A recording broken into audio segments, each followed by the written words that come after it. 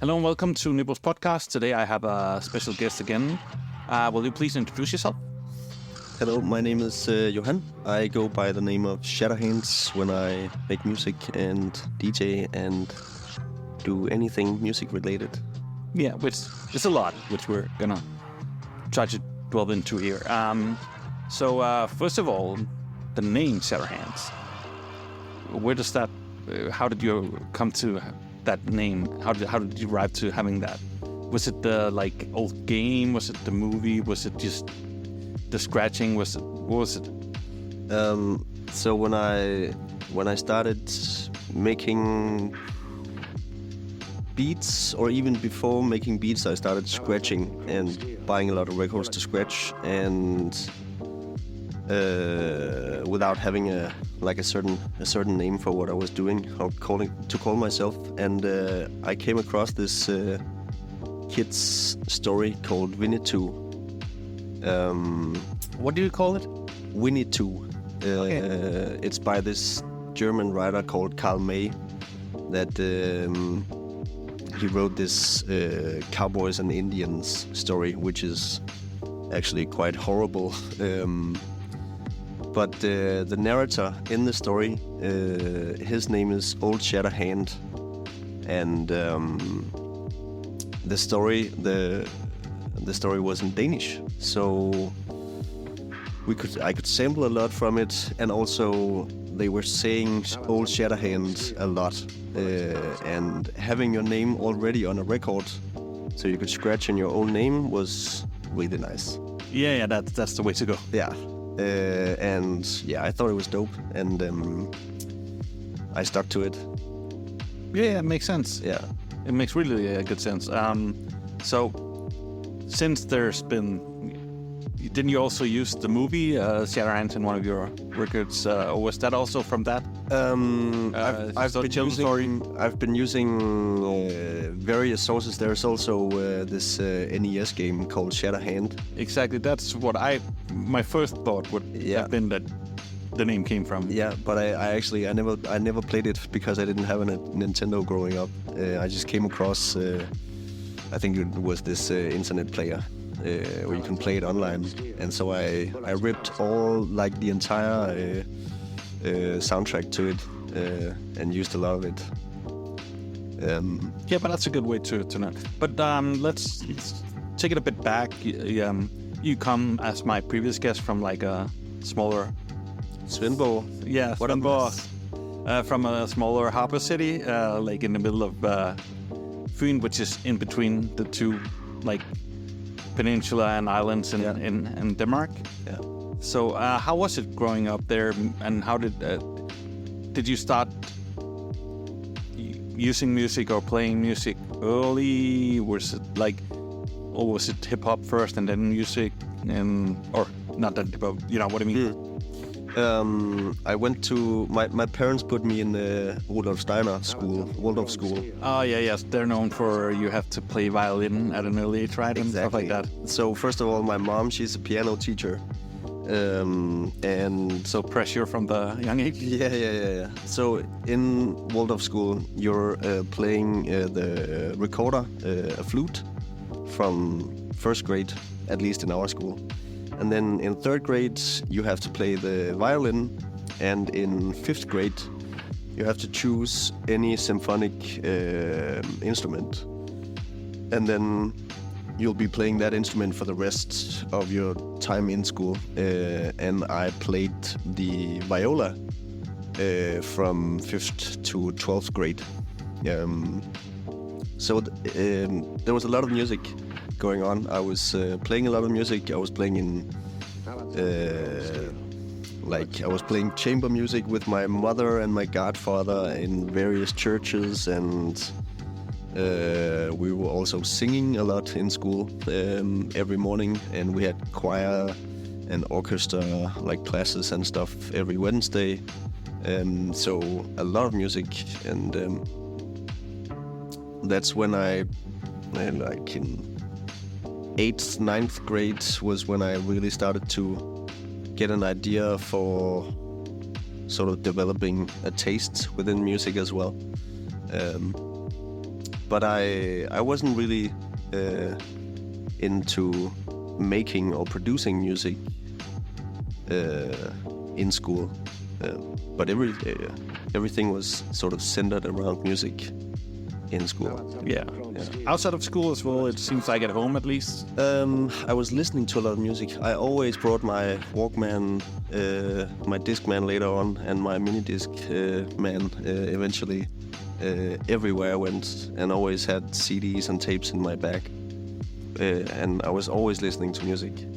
Yeah, I know how it is. I think most people that are into music know what that's like, especially our age, that you just had what you were bringing, so you had to like really also think about what you were bringing.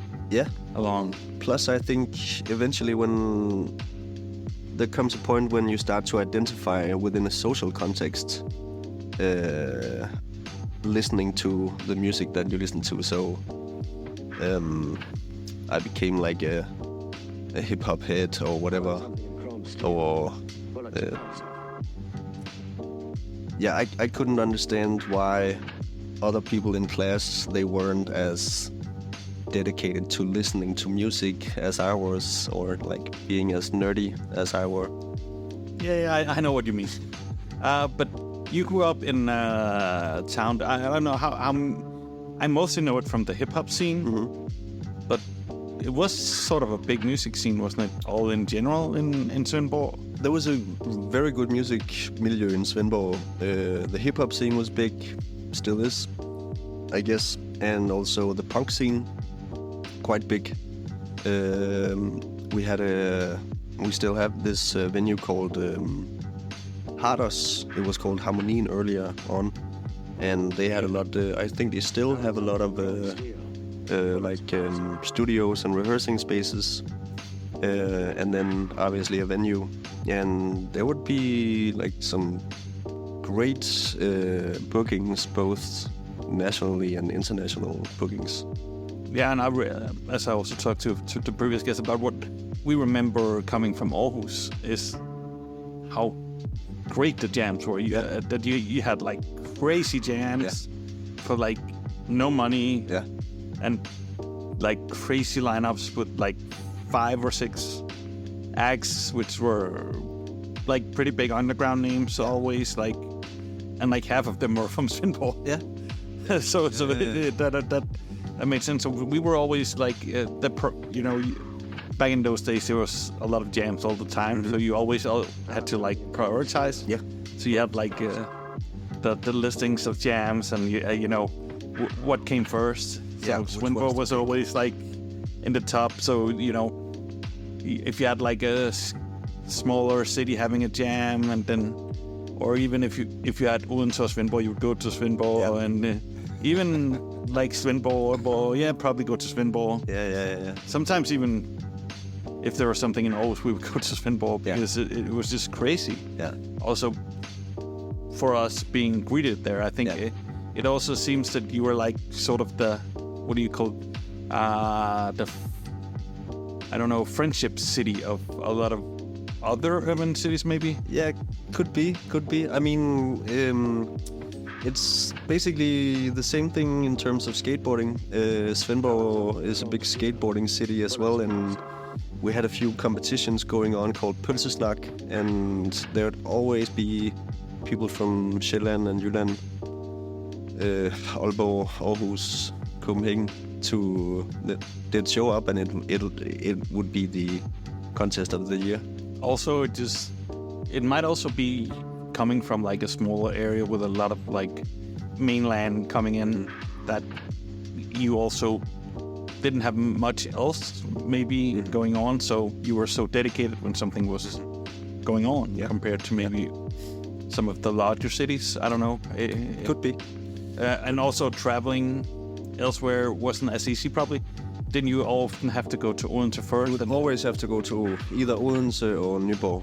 Yeah, so you had to like go in between stops to go somewhere, and it wasn't like as easy going somewhere. So it makes sense. But you were always into music. You were doing that. You were playing viola until the 12th grade. But when did hip hop come into the picture?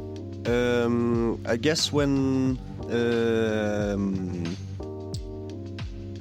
I can't remember who introduced me. I think, well, there was this girl in my class, and her older brother. He introduced me to Tupac, Snoop Dogg, Rage Against the Machine, stuff like that. Because before that, I was only listening to Danish, like quote mainstream rap. I guess Humleridderne and Hvid Chokolade. And then eventually I would go to music shops in Svendborg a lot. Yeah, you had the Moby Disc already back then, right? We had Moby Disc, which was called something else. I can't remember before that. Oh, but was the two brothers having each theirs back then, or was it? I think it was the two brothers. Anders Bøtter from P6, he used to work there. That doesn't matter, but I was there a lot, and they would always tell you, like, oh, if you like this, you should check out this, and blah blah blah. So eventually I was listening to like Drop Dead and Rapomania and stuff like that.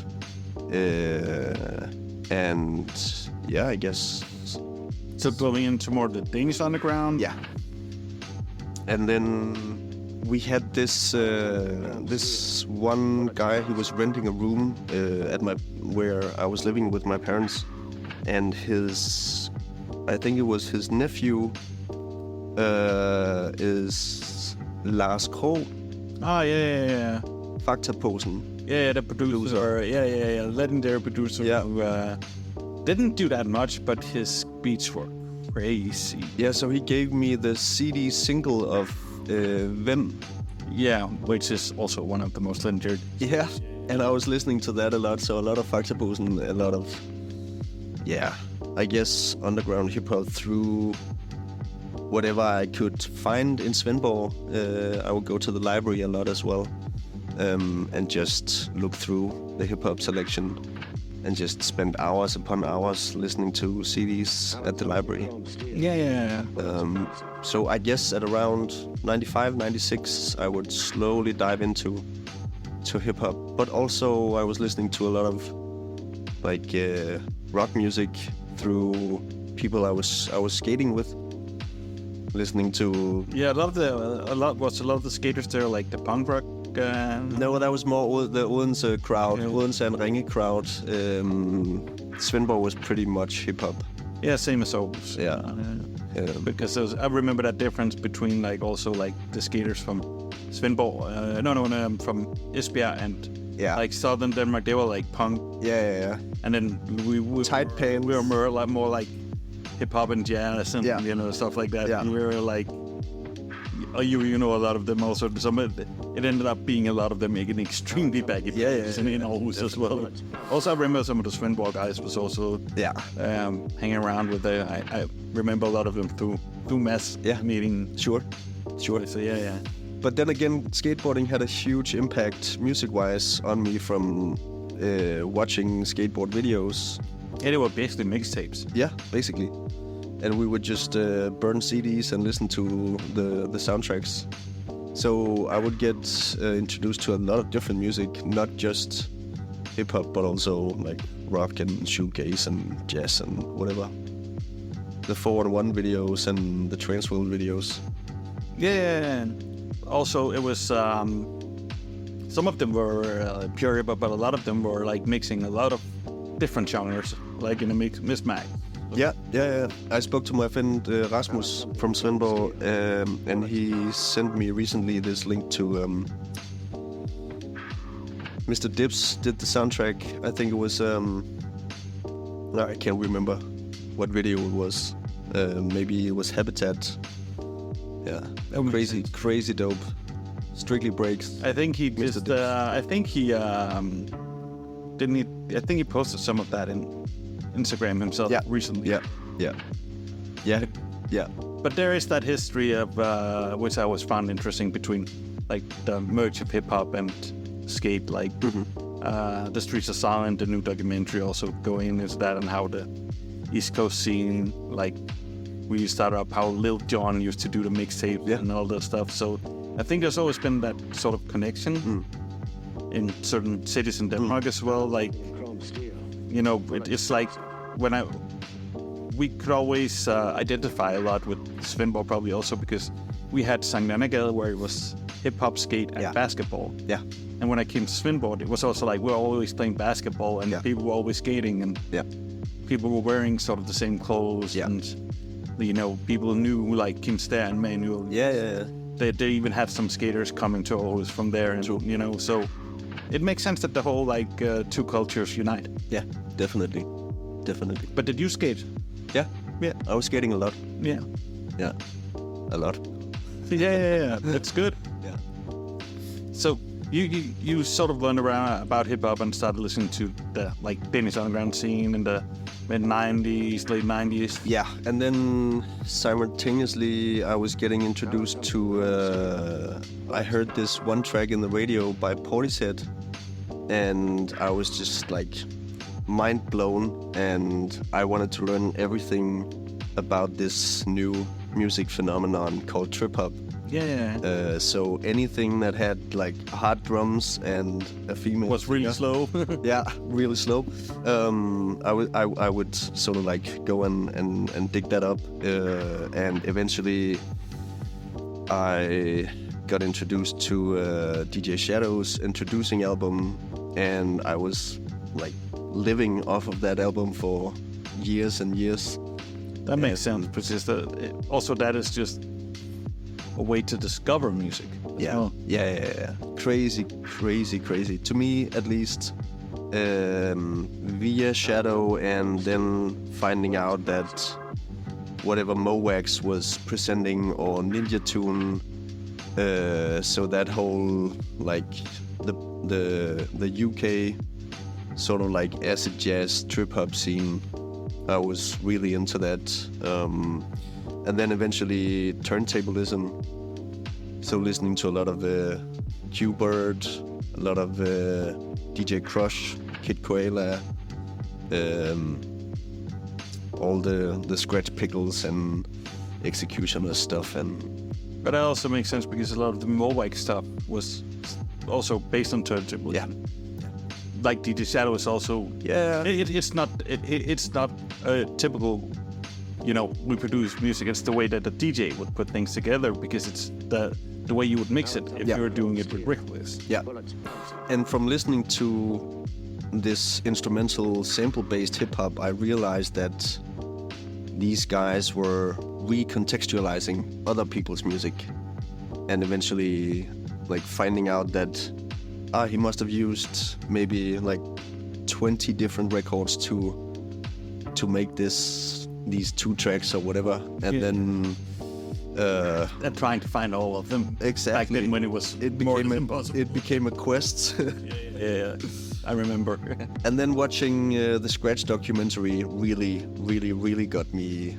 Yeah, if you don't know the Scratch documentary, watch it. It's probably the best documentary ever made about one of the best music documentaries ever, but by far the best one about both record collecting and turntablism, and actually also producing, even though there are a lot of other good ones about beat making. Yeah.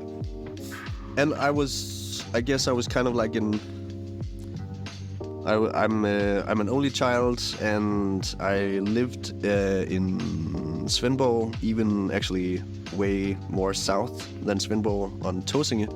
And I went to school in Odense, so I didn't have a lot of friends where I was living, and I was kind of like a loner kid. And how old were you at that point? Yeah, from when I was born and until I finished school, basically. Yeah. So all this, listening to this sort of like blue kind of stuff, like Shadow and Portishead, and like this shoegaze. The sort of depressing. yeah, but that's what I like, so I relate. Yeah. That really spoke to me. Yeah. And then eventually, a friend of mine introduced me to Madlib, Doom, Dilla, and he said, "Yeah, go check out Stone Throw, whatever these guys are doing." And What year are we talking here? I guess we're talking 2004, 5. Okay, yeah. It's just because it's always interesting when people say they start with Stormthrow and what time they do. Yeah. It's been one of the labels that's been like evolving Definitely. at different stages to different things. So trip hop from like 10th, maybe 9th, 10th grade, all up until about 2004, 5, I guess. Yeah. But also a lot of rock music, like Deftones, Also the System of a Down. Okay, also that way. Okay, yeah, okay. Like a lot of Different ways of different stuff. Yeah. That different people introduced me to. But eventually listening to Madlib's Shades of Blue, and then getting getting introduced to Madlib also via the Quasimodo stuff, and introduced to Doom via the King Ghidorah stuff was sort of like the odd way around. But it was great to me. And when my friend, he was like, "Yo, check out Stone's Throw," I did, and that's when they were releasing anything but hip hop. Exactly. That was why I was asking about around one year. Yeah, Stone's no, Throw, I was like, "What the fuck are you talking about? This isn't. This is definitely not hip hop." It was good music though, but it just wasn't like what he had sort of. Yeah, it wasn't your expectations. No, not at all. Yeah, but that makes sense because it's always that thing with that. Because something isn't hip hop doesn't mean it's not good music. It's just that it's something else. So it's more of a genre discussion, but also that your inspirations, seem to have come from, both hip hop and trip hop, and the things that they seem to inspire coming from that. Yeah. And then you learned other music through the samples. Yeah, exactly. So I never grew up on like Pete Rock or Premiere or like classic hip hop. That came way later when I started sort of like backtracking history and learning about the giants. Yeah, but you mentioned that the Shades of Blue album was one of the things that really caught your attention. Yeah. And really, were you into jazz before that? Had you studied jazz, or was it like you heard that and then you were like discovering a whole new thing? So I never studied jazz, but up until recently. But my mom and my dad had a lot of jazz records, and they would go to a lot of jazz concerts, and they would bring me. And I love jazz. Which type of jazz was that mostly? Was it free jazz? Was it more like the swing jazz, or? So my dad's jazz was like anything sort of like Oscar Peterson, Ben Webster kind of stuff from the late 50s, and my mother's stuff was more like the fusion. Yosemite stuff, or? Yeah, like maybe like even like with a hint of prog rock and psychedelic stuff, but some Bugiyama's Iron Office type stuff, Mahavishnu Orchestra. Yeah, okay, yeah, so yeah, Vanilla the Fudge. the spacey stuff. Yeah, also Pink Floyd and Yeah, well, we were also at some point really inspired by the fusion and psychedelic jazz, so it makes sense. yeah, Even the psychedelic rock and psychedelic jazz and psychedelic funk had like the merge. yeah, definitely.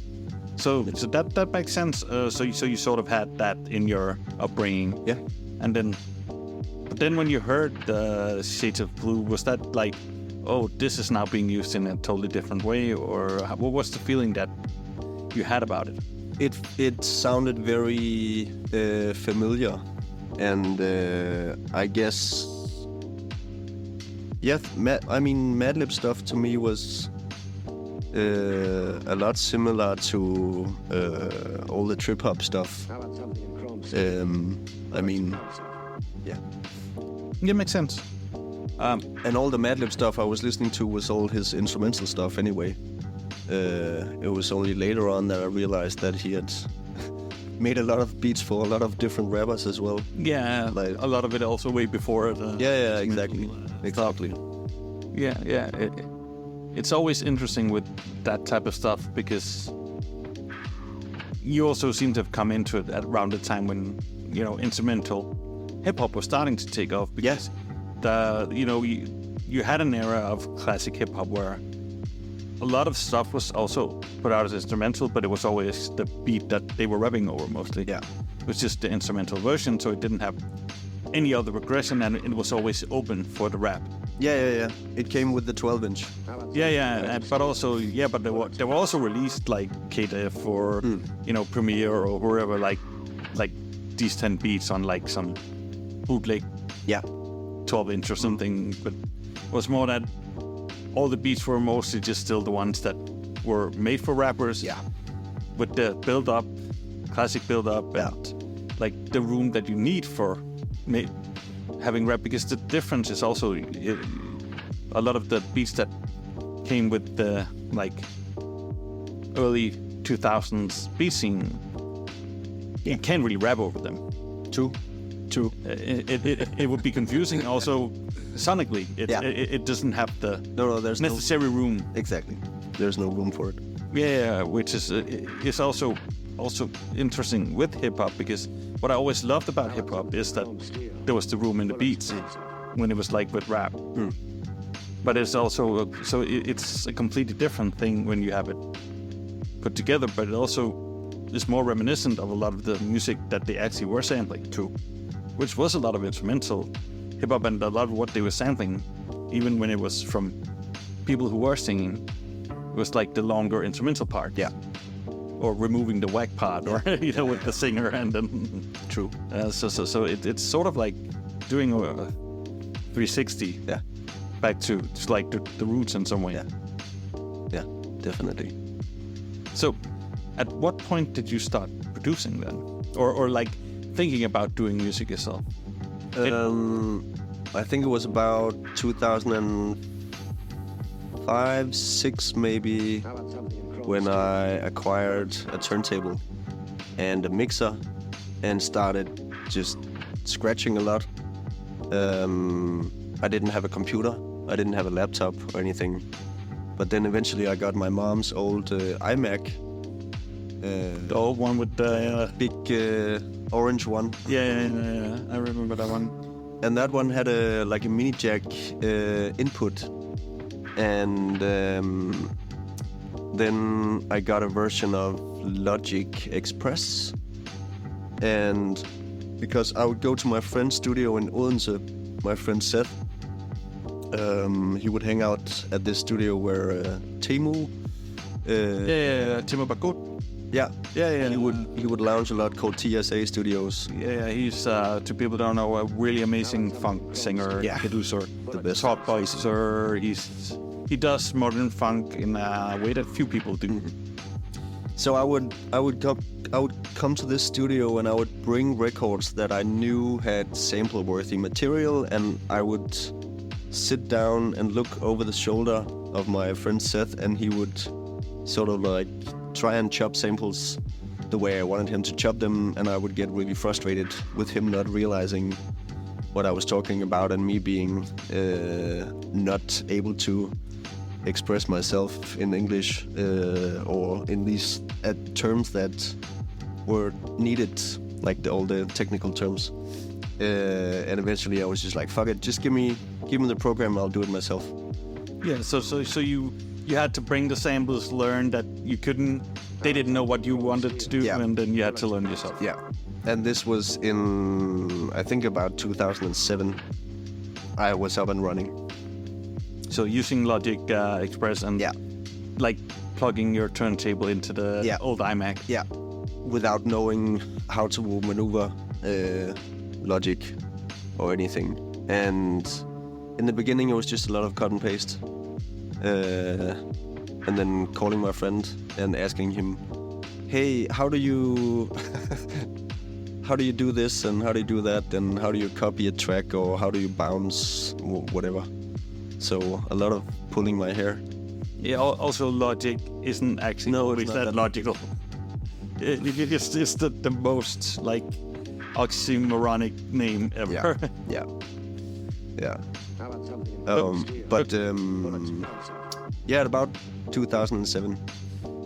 This was when I think Fafalion, he moved back to Svendborg from, was it Aarhus or Copenhagen he was living in? I can't remember. He was in Aarhus a lot with hanging out with both Herr Morgan guys, our crew like Dian, and also like there was a whole Svendborg crew living in Aarhus that we used to hang out a lot with, like in that crib with Mighty One and House and those guys. Yeah. So I actually don't know if I think it was about that. if he was living there, or if he was just being there a lot. But he helped me out a lot with like technical stuff, as well as DJ Morten and my friend René. They were also making beats, and they helped me out a lot as well. So shout out to these guys. René, what did he go by? His producer name is IR Beats, I think, or maybe just IR. Yeah. But yeah, nice. So you had some people like showing you the ropes. Yeah. I mean, also at that point, Fafalion was like actually pretty accomplished in Danish hip hop. Definitely. And Definitely. was like extremely technical. Yeah. Both him and his brother, Yeah. Boogie, as well. Yeah, definitely. So I learned a lot from these guys in terms of just maneuvering a DAW and also just like the technical terms and using plugins. Yeah. And at that point, as you talked about, you also started like buying records and had a turntable and a mixer and was scratching a lot. Did you keep on doing that as well, or was it like more focused on producing at that point? No, I was scratching a lot, and I was making a lot of like wannabe turntablism kind of music, like Kid Koala or Q-Bird or Crazy and Clever, or like all these like scratch mixtapes where I would scratch every element within the track, like scratching the hi-hat or the kick or whatever. So scratching was quite essential within a lot of my music. Actually, up until a point, I think in 2010, when I went to this boarding school to basically learn music production. Yeah. But that's also a funny thing, because I remember when I didn't really know that much about you at all, that Lars Emil, he at one point was like, oh, one of the best scratchers I know is like Shatter Hands, and like he was also knowing Swap and FMD and those guys, so we're like, oh damn, Really? we need to check that out, because you weren't playing as much as No. so we didn't really get to see you that much. The thing is, like, I didn't really have any other people in Svendborg besides the guys that we made this crew called Secondhand Smoke, and it was me and Roger Beattaker, and a short time later he was called Rip Claw at that time. Yeah, and he's still living in Svendborg now. He lives in Svendborg still. Yeah. But I remember he also did the stuff with Chris Yo and exactly. So we were scratching a lot, also with Fafalion, but we didn't really have any other. So we didn't have any. But that's also probably at that time the other DJs had moved from Svendborg, right? Yeah. So Miraculous and Mighty One and all those guys. Yeah. Because even like Jay Spliff was also DJ scratching, so it was like you were actually known for the DJs as well. Yeah, true. In Svendborg. True. But they had all moved away more or less at that point. So we didn't really have anybody telling us like, these are the tricks, this is how you should practice, this trick is called this and that, and this is how you do it. it was just learning by listening, basically. And then eventually checking out like YouTube videos and maybe going to Copenhagen, somebody showing us what a chirp was or like a boomerang scratch or whatever. And then coming back and then revolutionizing like me and Jonathan and David. Being the bedroom DJs. Yeah, that was like stuck. Plus, I only had one turntable, so Yeah, you couldn't do the mix. we didn't do any like juggles or anything other than that. It was just pure scratching. Yeah. But we're gonna come back to that a bit later because it seems that you don't do it as much anymore. But I think the more interesting thing from here is like you were focused on bit of record digging. You were focused on finding samples, scratching, and producing. You started doing in Logic, but from there until your first release, there's still a lot of years. Yeah. So you're saying you were doing that until around 2010, and then you went to boarding school, to study music production, or? So there's this boarding school, højskole, in Vejle called Engelsholm, where I enrolled for one semester. And that was strictly electronic music production. And that's when I really learned how to actually use a digital audio workstation and use plugins, compression, EQing, and learning the whole basics. Sonically. Exactly. And I loved it so much that I did another semester. So I was at the school for a year and just immersed myself in music production and learning as much as possible. So you knew from that point on that was what you wanted to focus on? Yeah. Yeah, basically. And at the same time, I was fresh out from my education in Svendborg, which is a shipwright, ship's carpenter. And I was like, fuck this shit. I'm gonna go and make some music now. Yeah, but how do you manage to do that? Because now you learned some stuff, but being able to do that in a way that you can focus on that and not have to do that much else that takes away from it. That must have been quite a challenge at that point. What, being at the school? No, after the school, then when you're at the school, at least you're studying. You do that. You know that you can focus on the music. Mm-hmm. But after that, you have to work. You have to do something. It's hard to put all your focus in that. Maybe. I went to Oman after school for 3 months to work, like strictly work. To save up money to do. Yeah. And then eventually I moved to Copenhagen, coming back from Oman. And then I made my first release for Soundscape. Yeah, with Anton from Palm. Sean and Anton. Sean, yeah. Which was like, what was it, 3 or 4 tracks, right? 4 tracks, a bonus track as well. Yeah. I know it's 2011, right? That was 2011, yeah. Maybe we should listen to one of the tracks just to set the... That would be amazing. Yeah, let us put that and then just so people can get a sense of your whole journey. Sure.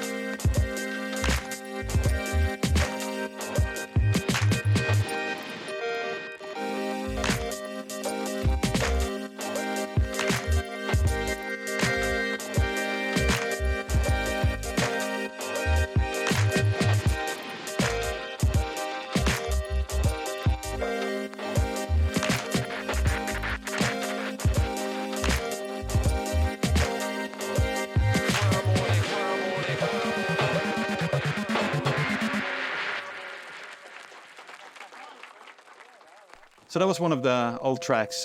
People can find it on Bandcamp, I think, still. Yeah. But that was a strictly digital one, right? Yeah, that was just a digital Bandcamp release. Your first physical was like the year later was that American label, right? The 404 session thing?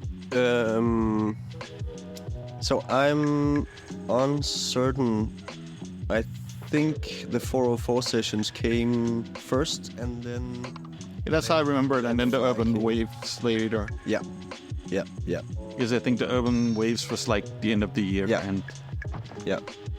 But how did you, because Sound Escape, you had moved to Copenhagen, and I'm guessing you got to learn, did you know Anton and Sean before you moved to Copenhagen? So I was listening to Anton's radio programs. Yeah, they were legendary, those guys. Yeah, those guys. The first actual podcasters within that type of music. Yeah. So Copenhagen's Most Blunted, and also Anton's The Funk Files show. And he encouraged people to send him stuff. And so I sent him some of my very earliest beats ever. And he was kind enough to play some of it. But I didn't know him. And then I met him at the Madlib and J-Rock show in Korsgadehallen back in 10, I think. Yeah. I remember I went to it, actually, because J-Rock is probably my favorite DJ of all time. Yeah. He's the one who inspired how I DJ. Yeah.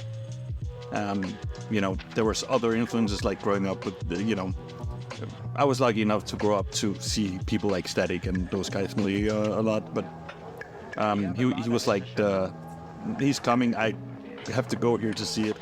Also, there was also the Madlib. There was the Red Bull Music Academy thing, and there was the Madlib talk with Egon as well. Yeah, I missed that, I think. That was actually good, but the Madlib show was one of the worst things I've ever seen. Yeah, that was bad. That was really bad. The speaker blew and they turned the light on. And I probably left before that because I just saw him go on, and then you had J-Rock do the craziest mix, more or less I've ever seen. Yeah. Like, so creative and blending so many different stuff and genres in a way that more or less only he was able to do.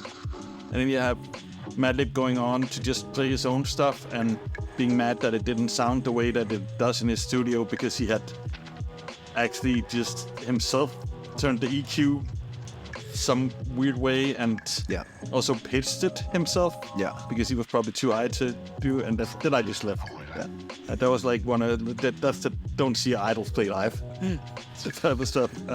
So I didn't really know Anton, and I knew about Sean. I had seen him at various jams in Svendborg. Yeah, because he would be toasting. Hosting and also judging some of the freestyle battles, and also being with Napion. Exactly. So I clearly remembered Sean, and then eventually Sean would do some radio shows with Anton, and they ended up making Sound Escape, and we ended up presenting a Sound Escape showcase at this festival at the boarding school, and that's when everything sort of clicked. Sean and Anton, they came with Napion, Volmer, Victor, and I think it was V-Buck, the first Sound Escape release. And after that, after moving to Copenhagen, they became good friends of mine. And also you, I don't know how many people you knew in Copenhagen before you moved. Did you know that many people here? Just friends of mine from Fyn that had already moved to Copenhagen.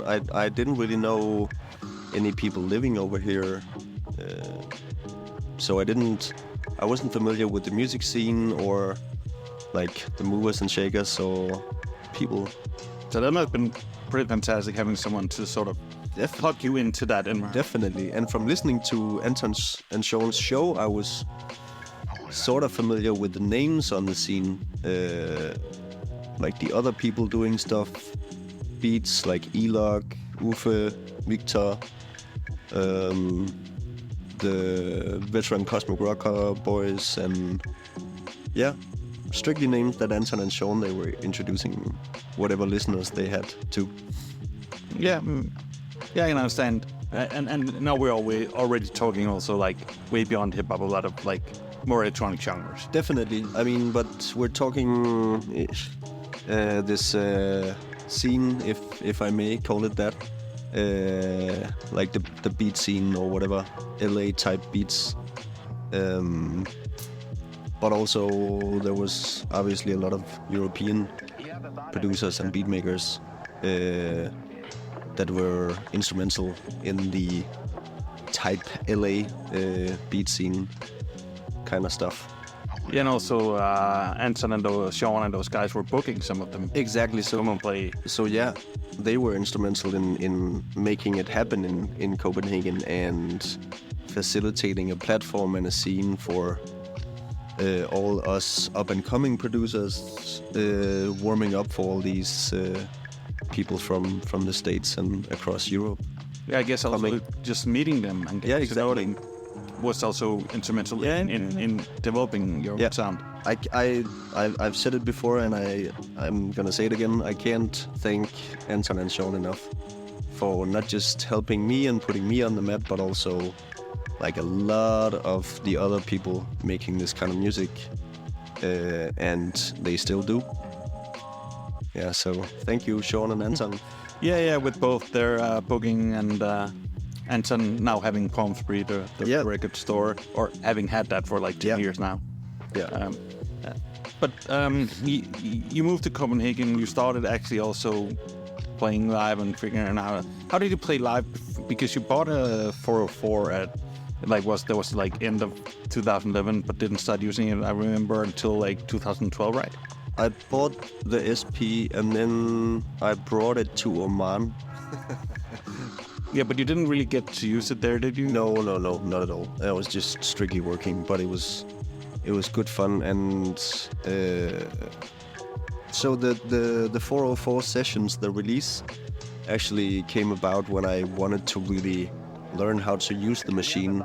I just started making beats and wanted to make a beat a day in order to fully learn it.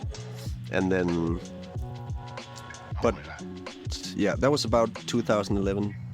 Still making music in Logic, and then using the SP to play all the beats from. Oh, so you can do it live and like have effects or as live as it can be, like I know, pressing buttons. But from watching all these, especially the LA people using the SP when they were playing like DiBiase, John Wayne, Same I Am. So that's how you even discovered the SP that was doing that? That was from listening to these guys, and also from watching like various performances. I think this was about when Boiler Room sort of came up as well. And so they had a lot of sessions with Mind Design, Same I Am, DiBiase. Yeah, and also Red Bull Music Academy had a lot of sessions, bro. Like live set, they had like 3 things. They had the podcast stuff with the interviews. They had like live sessions, and then they had the like you play some music and talk about it. Yeah. And so I bought the SP the day that Soundscape were presenting this talk with Ras G in collaboration with the CDR. And I went to see that, and Ras G was talking about the machine, and me having it in my backpack and him talking about it, I realized that this was the perfect machine for me. And I've been using it ever since. Yeah, just about to say you never look back. No. But how hard was it learning to use that? It was, because it was probably quite the shift from using Logic. So I wasn't really producing a lot of stuff on the SP. I've never actually really produced a lot of stuff. I've been using it to make sketches and sort of like get things going, but it was difficult in the beginning and very frustrating, and I've ruined a lot of shows with me pushing the wrong button and making all the music stop in the middle of shows. Funny enough, I've seen that happen a lot because the buttons are small, they look the same, and So there's not much light often on the stage. No. And the most important button is the remain button, and that button is surrounded with 5 or 6 other buttons that you definitely do not push.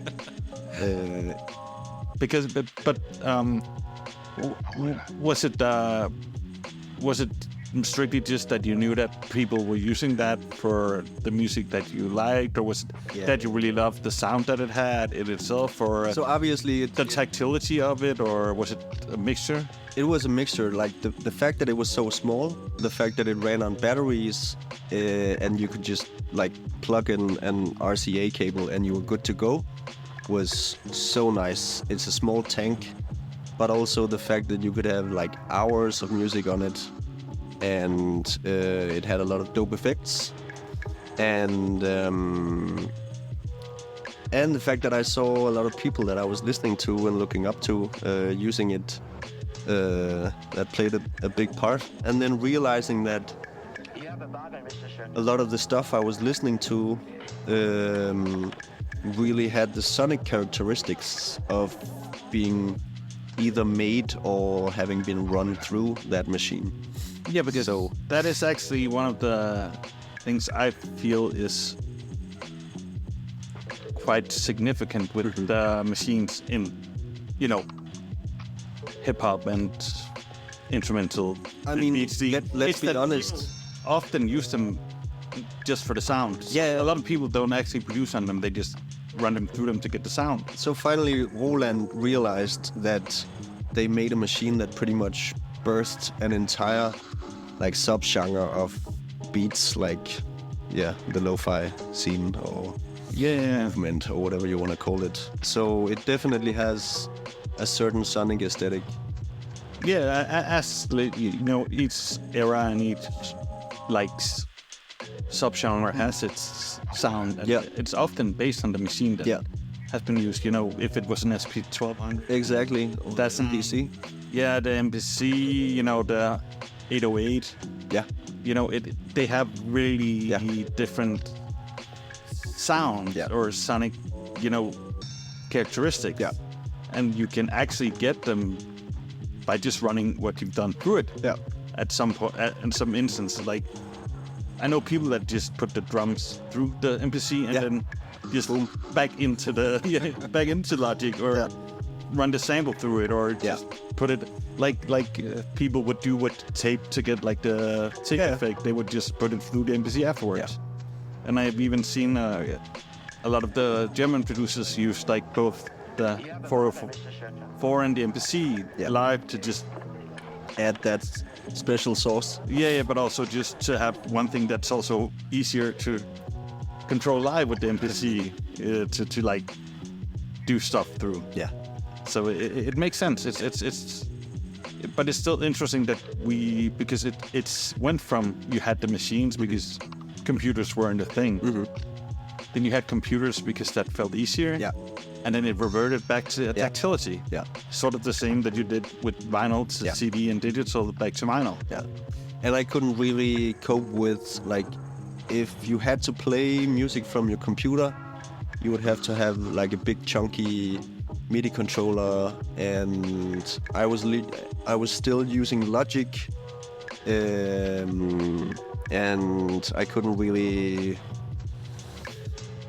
work it out. I had this Akai MPD32, but I couldn't really figure out how to set it up for a live session, and then the SP was just like heaven sent.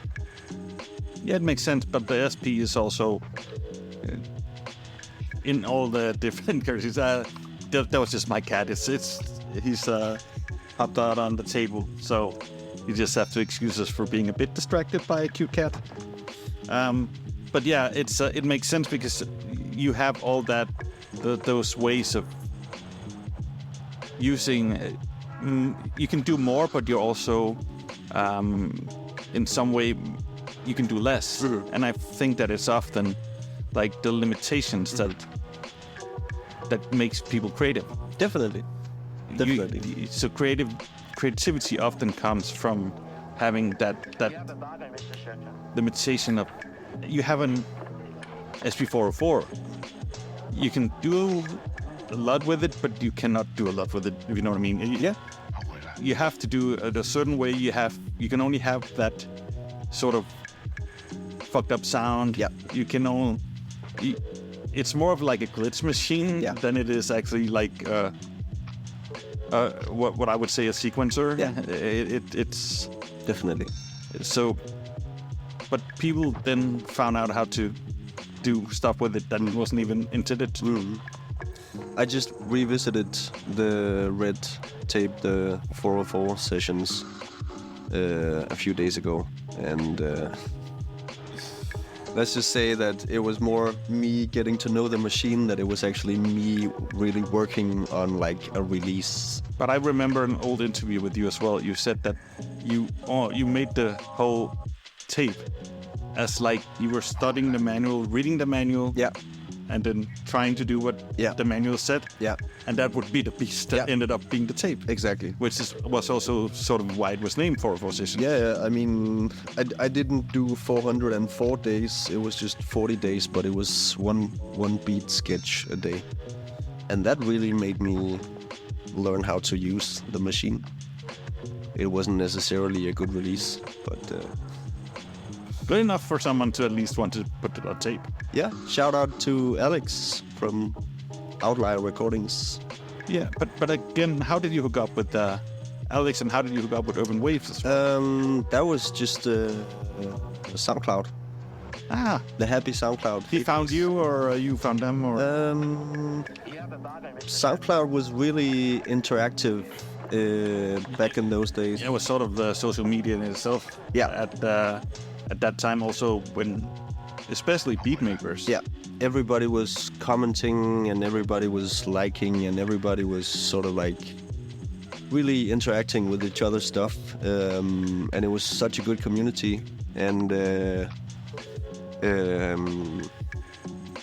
I can't remember when or how, but sort of like just got to speaking with Alex. I think he was also releasing, or at least, he made some compilations with other Danish producers on it as well. Zach Christ being one of them.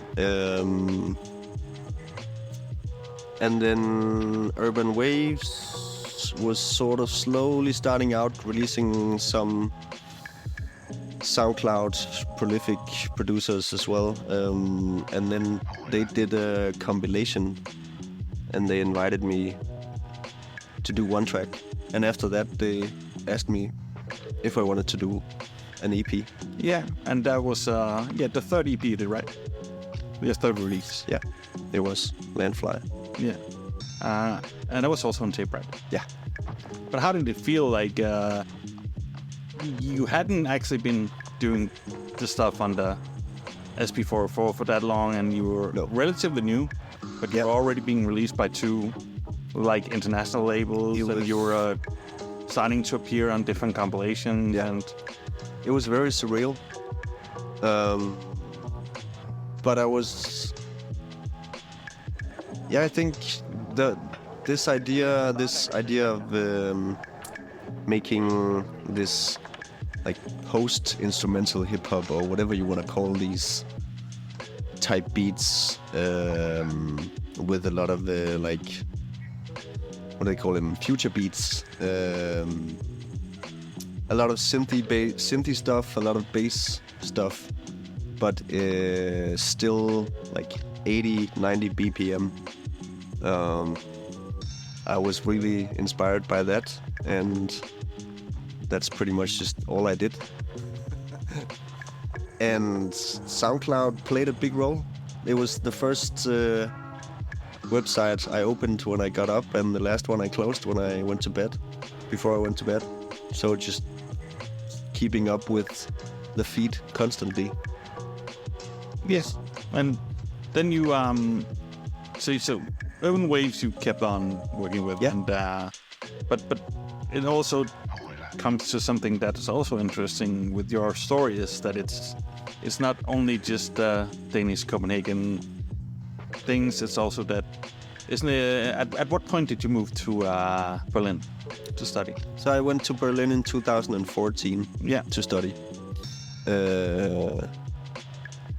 Yeah, I mean, despite what Anton and Sean was doing in the sort of small local scene in Copenhagen, it wasn't too big, and I realized that there was potential for this kind of music internationally, and I saw a lot of people doing it and watching, for example, the flyers for Low End Theory in Los Angeles really got me thinking like, shit, I mean, if they can have this crazy lineup on a Wednesday, I can aspire to that. But were you following like the German beat scene at the time? Because it was around that time I feel that like the early 10s that I feel Germany really took over. Yeah. On the lo-fi or just instrumental beat scene. Yeah, I wasn't really paying too much attention to the German scene. I knew that from working with Urban Waves, they were releasing flow fills and blue step and also 1-2 early on. Yeah, 3 of the pioneers in that. Exactly. But so I obviously I knew of those guys when moving to Berlin, but it was only when I moved to Berlin I realized that the scene in Germany was big. Yeah, Very completely different. Yeah. Because I remember, I was all, some of the LA stuff I love, but a lot of it also went into more of the clubbing stuff and and the stuff that's not that much me. Yeah. And then I felt like the German, also a bit Austrian, Sure. around, but Yeah. mostly German scene just really took it back to like the slow, really dusty, The boom bap type stuff. Yeah, without having the sort of boom bap sound still, because it was like a lot of it was more jazzy or more laid back or more. I would probably call it more muted music. Yeah. And I feel that at the whole thing that is there now, the Los Angeles scene, and that's like created the foundation. But what it is right now is like the German scene really taking it to that, and some of the UK scene also taking over. Yeah, I guess the German scene sort of always kept held on to the hip hop aspect. It was very prominent in the instrumental scene. Especially at that point. Yeah, I would maybe say it still is. However, the LA sound has transitioned into something else, which I really appreciate. I appreciate both of them, but yeah. But you could say a lot of the German producers from that era is also more transitioning into house or into other types of beatmaking. Yeah, definitely. Other genres than that. I mean, Germany being an electronic music capital, and with house and techno being so prominent, obviously a lot of hip-hop producers were also listening to and making a lot of house and techno music. So you had producers like Glenn Astro, Max Gref. They were making a lot of beats too, and and people like Klaus Layer going more into that now, and exactly. But him also having pretty fast beats compared to but it was all the same sonic aesthetic. It was still the sample-based music. It was just a more up-tempo, faster tempo. But since you weren't that much that knowledgeable in the whole German scene before you moved there, how was it like sort of a culture shock coming there and witnessing how big the scene was, but also how they were doing it compared to what you were knew more, or what you were accustomed to, and how they were having the whole like the jams and the compilations and all that? It was more like just I felt finally at home, or finally there is a city that is big enough for this subgenre to sort of thrive. Yeah, because So you would go to a venue and listen to any beat maker, and they would play like slow, loungy, jazzy, lo-fi beats at 3 o'clock. and people might even dance to it. And people went crazy in the club. And in Copenhagen, you would have the same 30 dedicated. 30, that would be lucky. Yeah, I guess. Yeah. Maybe that's me exaggerating. Yeah, but I don't know. But I remember like sometimes being like we were 8 people to see like 3 people playing beats. Sure. So being in Berlin, I loved being there, and I loved the fact that you could go to like beat geeks on a Tuesday night, and it would be fully packed, and they would be playing hip hop and beats and shit until like 3 o'clock in the morning. Yeah. Yes. And then not only doing the live stuff, but also releasing a lot of stuff. Sure, as well, and doing the tapes and doing the digital releases and. Yeah, I lived close to HHV, the shop, when I first moved to Berlin. So, and when I was leaving for school, I would pass the shop every day. So I would pretty much be in the shop every day, and I would always check out the new releases. So I got introduced to a lot of new stuff and a lot of German stuff through HHV, and also finding out the labels. Urban Waves still is collaborating with Radio Juicy, and I was checking out like Sicht Exotica, the MPM, Jakarta, yeah. Yeah, there was a lot of stuff, and people being extremely active in like spreading. Yeah.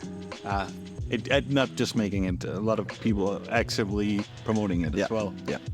But you went to study at what was it, like music school as well, or? Yeah, so I did my bachelor at this school called DBS, which was a British school that had branched out and opened up a school in Berlin. Now it's called Catalyst, but they had a fast track bachelor degree that you could do in 2 years. And that was also when I met I Kicked the Cloud Once and Fufu. Yeah, and you started at the Berlin too, yeah. They were living together, and we started hanging out on a daily basis, pretty much. Record digging, beat making. And that's when we started, or they had already started Berlin Zoo. I got inducted as the third member. Yeah, because you were living there. But you were basically, you were a lot in their apartment, right? Just hanging out? Yeah, so I moved. They were already living together when I moved to Berlin, I think. And I would always just go to their apartment and just crash for numerous days. Yeah, and Fofo had already released a lot of beats in Denmark as well back then. Yeah. And the same thing with Ikako, just uploading a lot of stuff to SoundCloud. But I had already, prior to that, at the boarding school, I made a small label called Greased Up Records. Yeah, with like, you were like 3 people and 4 people, right? We were 4 people, yeah. It was me, Sylvester Sylvestruk, and Andreas. He went by the name Horse back then. And then Nils, he went by the name Coast. And then later on, Peter Bramstrup, he joined. I actually love the logo. Yeah, me too. The greasing of the vinyl. Yeah, the butter stick on the vinyl. Yeah, that was the best logo ever. Shout out Anders Gerning for that one. I remember the t-shirts. Yeah. Screen print. Yeah. But we released I Kicked the Cloud Once. Yeah, and you also released Young Padawan. Yeah, that was the first sentence. Oh, now the cat is mad. But yeah, it's yeah, I remember that. But I also remember that you never released anything with you, right? No. We made some compilations with a bunch of different peeps, and I had a few tracks on there. But no, we wanted to release other people. And so we had released I Kicked the Cloud once. So I knew of him. I hadn't met him 1 or 2 times before.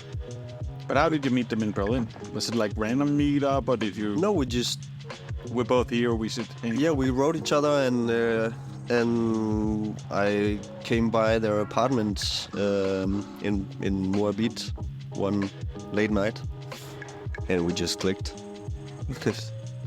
Also, it must have been nice having someone. You know, you're in a foreign country, having someone Definitely. that's Danish there. As It well. was- just having like. It was a lifesaver. We would go to everything. We would go to concerts, DJ gigs, whatever. Go for food, record digging, and just go home and make beats all day, every day. Yeah, it sounds like when you came back that you talked about you did a lot of beats. Hey, Yeah. That was 2 of my most productive years. but did you also do beats for the school, or was it just after school? I had to make music for the school, so some projects eventually turned into some beats turned into the Block and Tackle release, 2019 release. But I was still learning a lot at that time. Some of the beats turned into the Shatter beat tape. A lot of the stuff just got discarded because it was just me experimenting a lot and having to collaborate. Yeah, as well, probably. Yeah. But you, maybe we should listen just before we go on to one of the beats from the Berlin Zoo.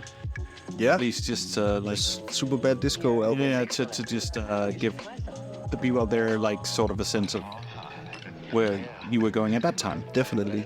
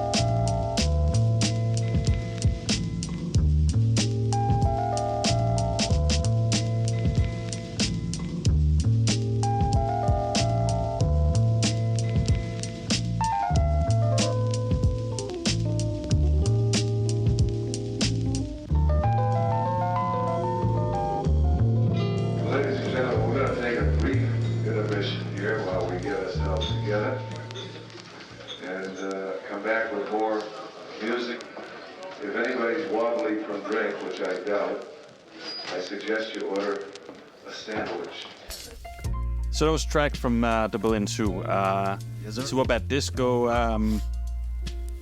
release with like a cover inspired by very legendary library music record, I would say. Yeah. To the people who do know library music, that's an interesting one. Yeah. But were you into library music at that point as well? Because or who decided that the cover was to be like inspired by that? I guess we were all into whatever library music we could find. It was. Yeah, but that was before it was really starting to like. No, it was. It was already in Berlin, maybe. Or? Very, I guess, in to collect library records. Any record shop you went to in Berlin, you could pretty much find a designated library section, but they were all like not the good library records. Obviously, they had already been picked. So should probably be luckier to even find KBMs there. Yeah. But there was actually a lot of library records, but you were really lucky. You were very lucky if you found anything good. Yeah. But the cover that inspired the Berlin Zoo cover is actually, I don't think that Command is a library record label per se, but they did release a lot of like weird music, a lot of really like stereo panned, like soundscape music, crazy weird music. But this one isn't actually that weird. No, it isn't. It's actually, to me, a good record just in itself. Yeah, and they always had these incredible covers, like with a lot of geometric shapes and like weird. Yeah, especially the typography for them. Yes, exactly. So I was really I always buy Command records when I find them, even just because of the cover. And actually, some of them you can actually find really cheap. Yeah. Even this one isn't one of the expensive ones. Nope. And I found like weird beatnut samples and JSON samples and all types of weird stuff on these records. We were struggling a lot to make a cover for that album because the three of us had a lot of different ideas, and eventually we wanted to sample a cover. So it also makes sense on an album that has so many samples on it. But it's we were all very pleased with it. Yeah, I think it turned out pretty well. People can see it themselves, but I just remember seeing the cover thing. That's nice. But also, in the last 10 years, a lot of people have been doing the like throwback to some like sampling sort of a cover. Yeah. But I like it. I like it when people do that, as long as it's not the too obvious ones. Yeah, sure. It's something for people to dig for. Also it's like for the people who know. Yeah, and to give them some sort of like aha. Yeah. Also, if you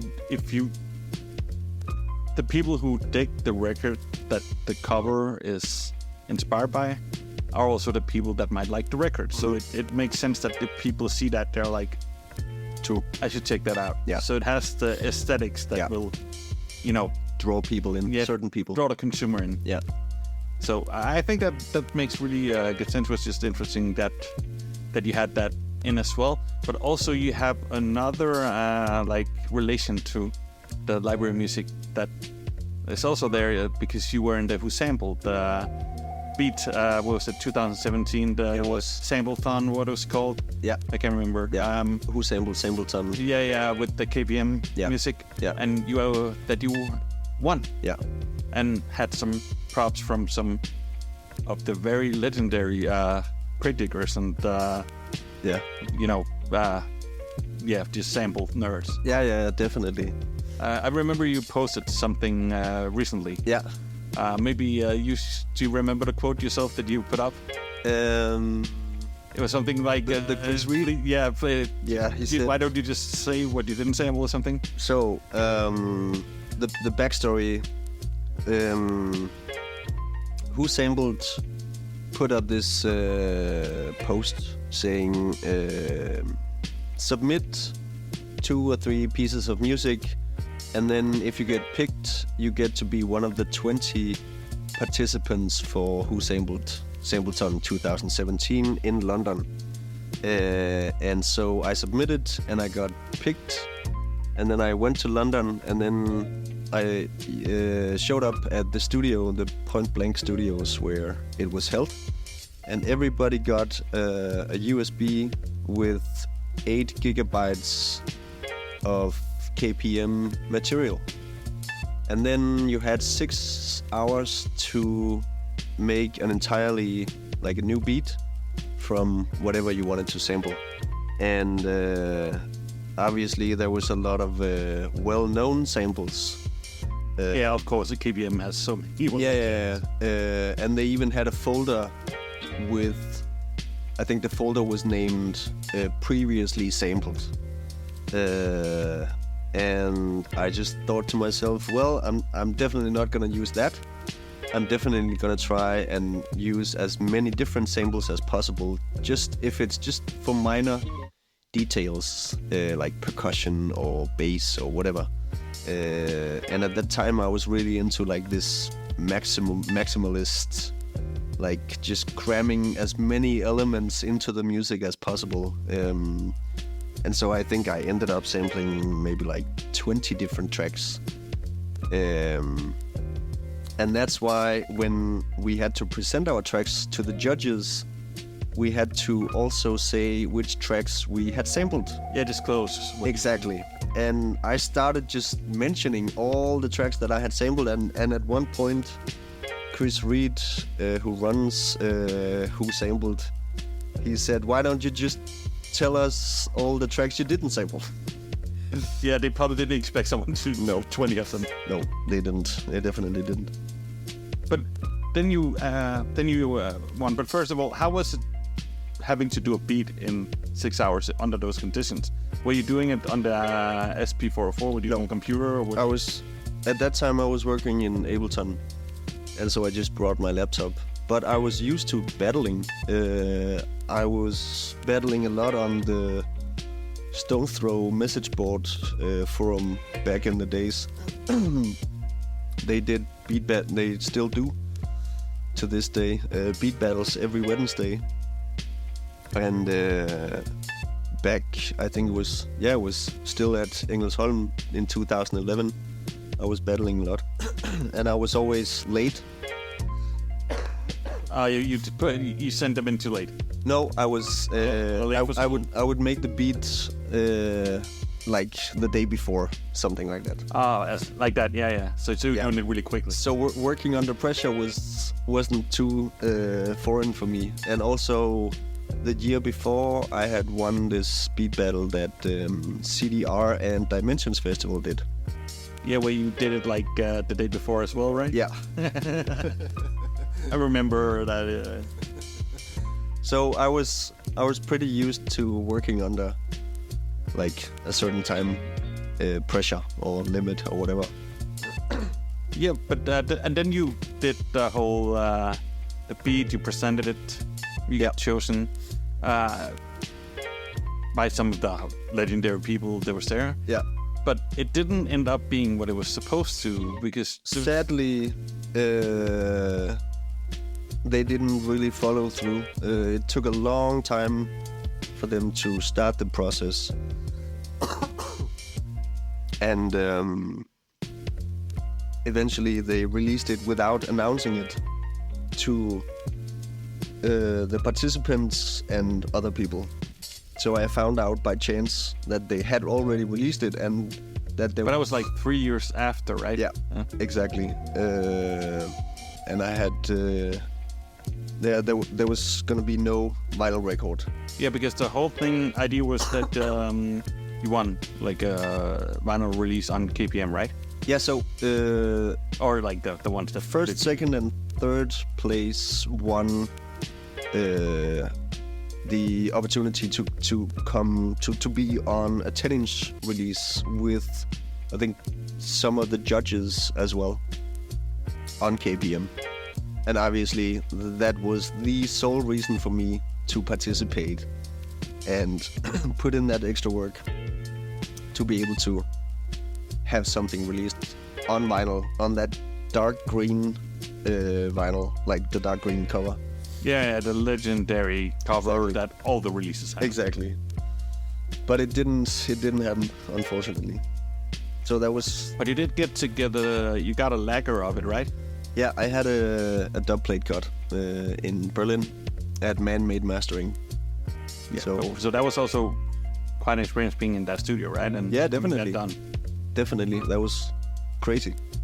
Seeing how Tim Xavier works and having him cut the dub plate was great. Yeah, because that's something you also work with. Because in between all of this, you were still DJing a bit, right? Quite a bit sometimes. You were also on tour with Den Sorte Skole, for example. Yeah. Like 2 or 3 years, right? I was touring with them for their Lektion 3 tour, and also for their Indians and Cowboys release. Yeah. Yeah, this was in 13 and 15.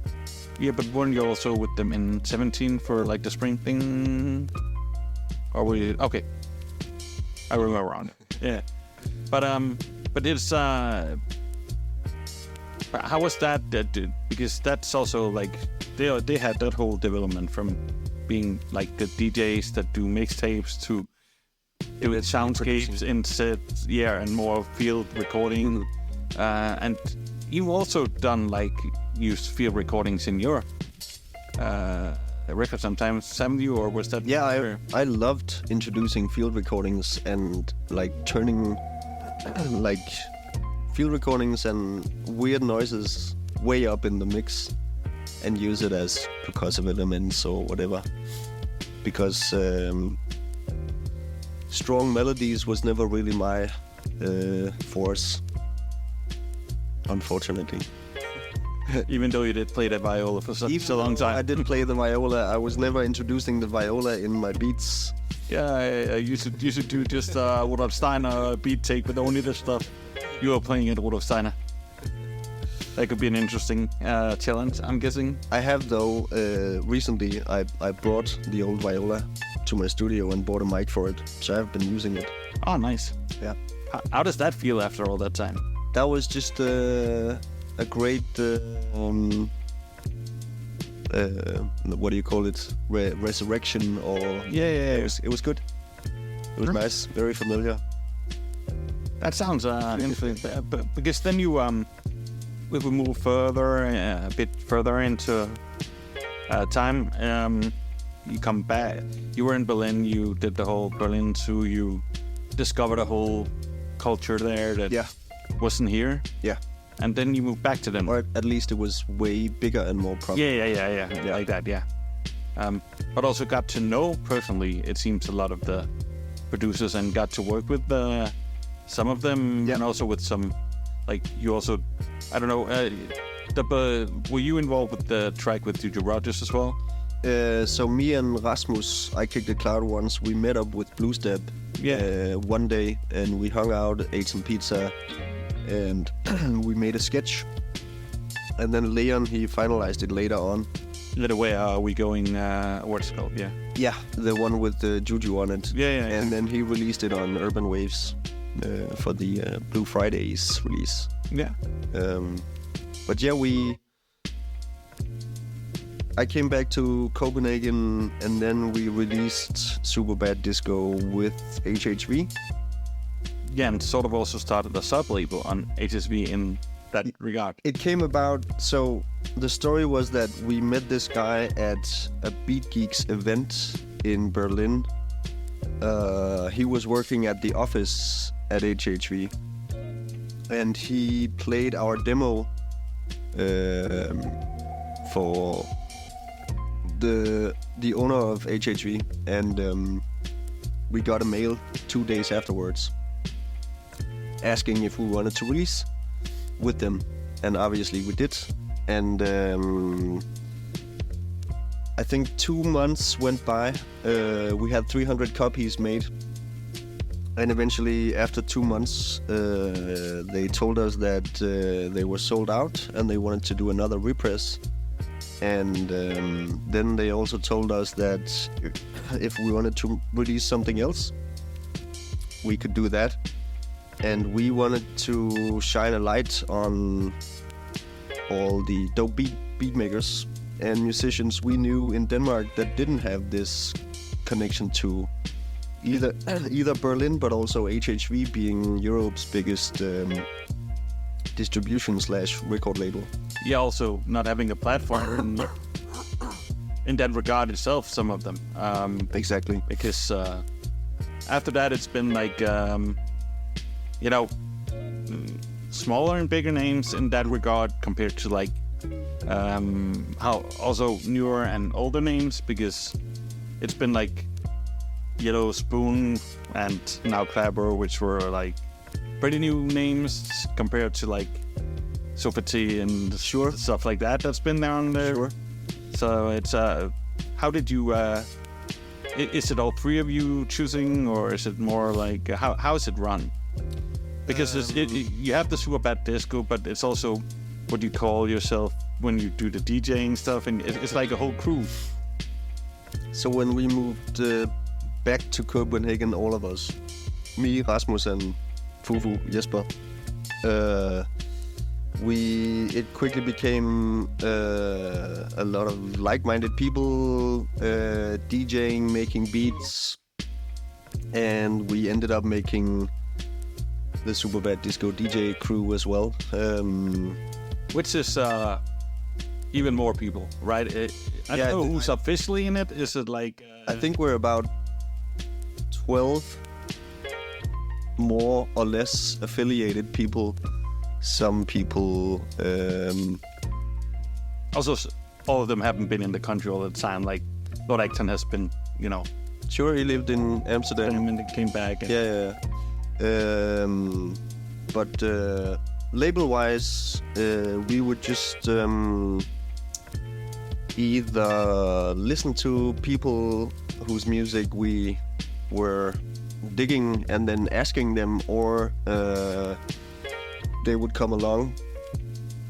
Sean, once again, has played a big role in I'm guessing that's our releases.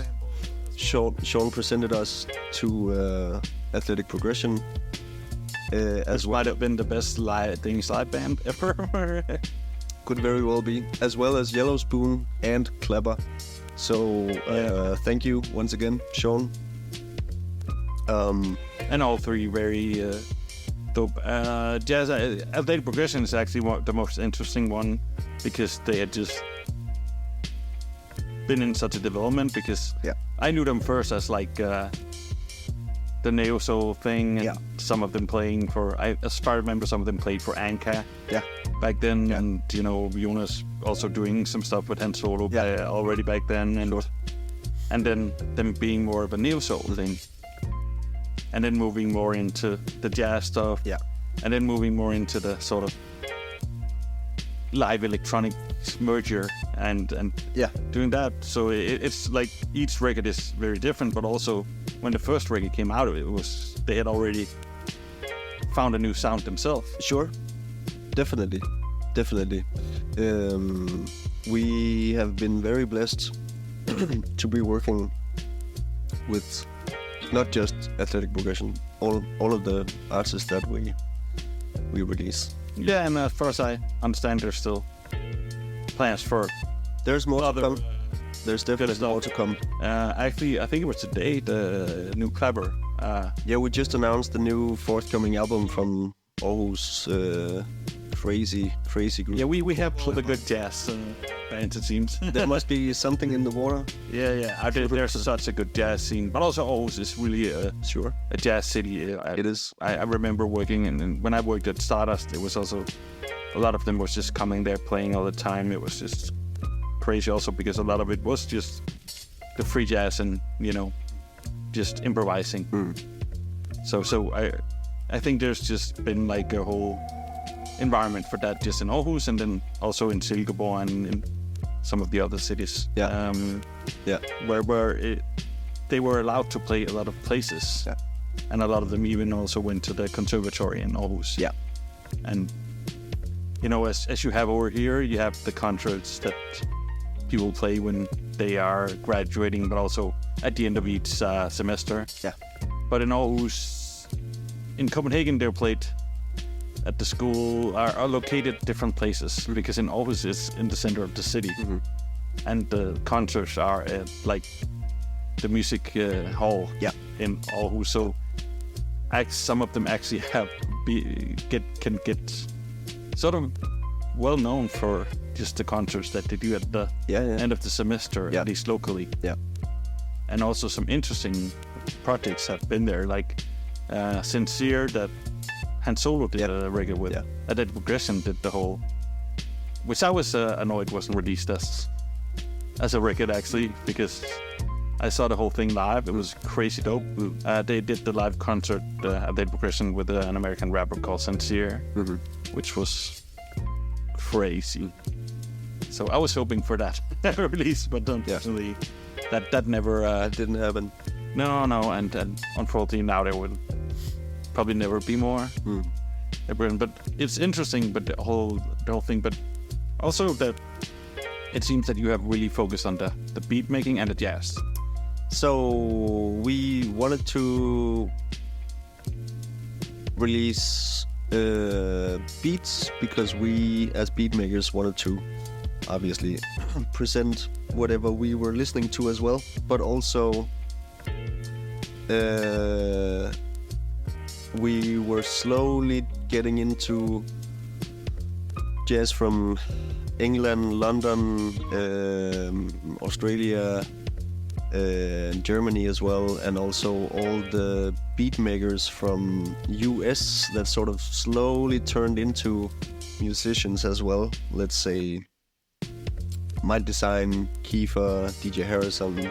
And also some of them merging and becoming producers, even like Robert Glasper, and he's doing with other people like that. True, but working with these younger jazz musicians, it was sort of like full circle, right? So me, Jesper, and Rasmus were listening to a lot of beat makers that sampled and were inspired by like 60s, 70s jazz musicians. And then we released a lot of jazz musicians that were inspired by these beat makers. Yeah, because that's actually what So it's full circle now. Yeah, because that was my point I was trying to get to, is that I feel, first of all, being a big jazz nerd, I feel that we have one of the best eras in jazz ever. Maybe, in my point of view, the best since the 70s. Yeah. Because we have both the diversity in it, but also that it has become something completely new and different now.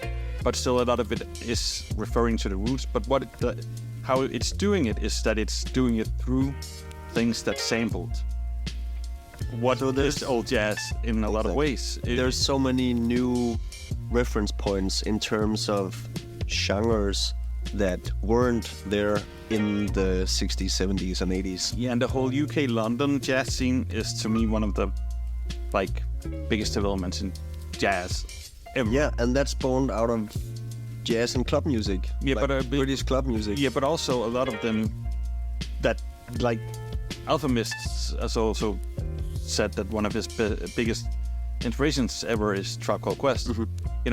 And a lot of the other, even if you are into the Silver's Project stuff and how they're merging the soul and jazz, and that even the rappers and you see Lyle Connor and that they're sampling Piero Ulemiani, and all of those legendary that's also one of the most expensive records ever.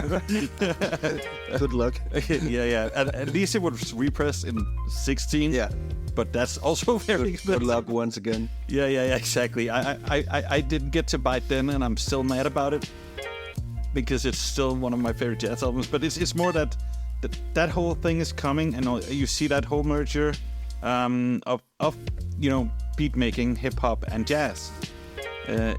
And also that a lot of them are now doing jazz music, but also sometimes with rappers. They're doing jazz music sometimes, merging with beat makers and doing the mixtures of it.